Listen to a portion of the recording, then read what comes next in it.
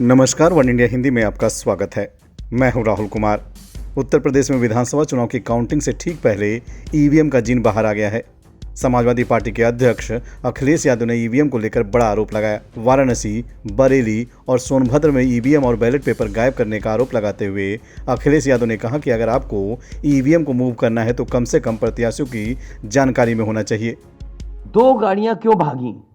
अगर कोई चोरी नहीं थी, प्रशासन ने, सिक्योरिटी ने इतना इंतजाम क्यों नहीं किया? इतनी फोर्स है, अभी इलेक्शन की फोर्स गई नहीं है यूपी से, तो आखिरकार अधिकारी क्यों नहीं कर रहे थे? क्या वजह है कि बिना सिक्योरिटी, बिना इतने इंतजाम के ईवीएम्स जा रही हैं? और ईवीएम्स के बारे में ये मानना है कि किसी भी वेयर हाउस में रखी हो या किसी भी स्ट्रांग रूम में रखी हो, तो बिना प्रत्याशी के जानकारी के आप मूव नहीं कर सकते हैं।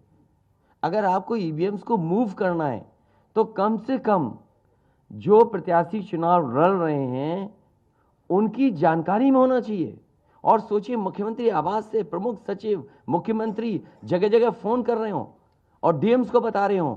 ये घबरा गए उसी दिन जिस दिन अखबारों में कुछ जगह आया कि कहीं पार्क की सफाई हो रही है, कहीं घर की सफाई हो रही है। और आप में से वो लोग हैं जो ज़मीन पर घूमे हैं, जो ज़मीन पर चुनाव चल रहा है, वो भारतीय जनता पार्टी के खिलाफ था। जनता के अंदर नाराज़गी थी।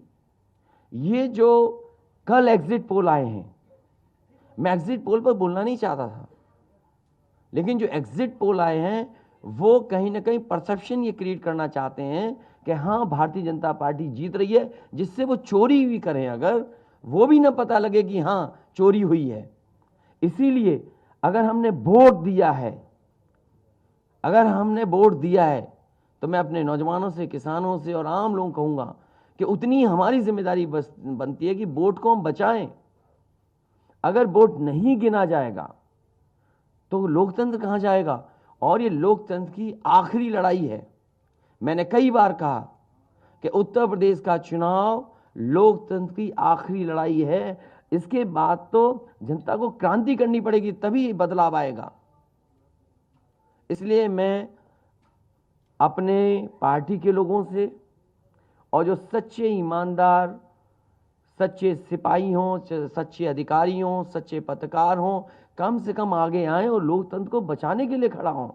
और मैं अपनी पार्टी के लोगों से कहूँगा कि जब तक काउंटिंग न हो जाए तब तक कम से कम ये नज़र रखें और लगातार निगरानी रखें कि कैसे वोट बचाया जा सकता है, कैसे जहाँ पर मशीनें रखी हैं कोई किसी का आना जाना ना हो। ये लोकतंत्र के लिए बहुत ही खतरे का समय है।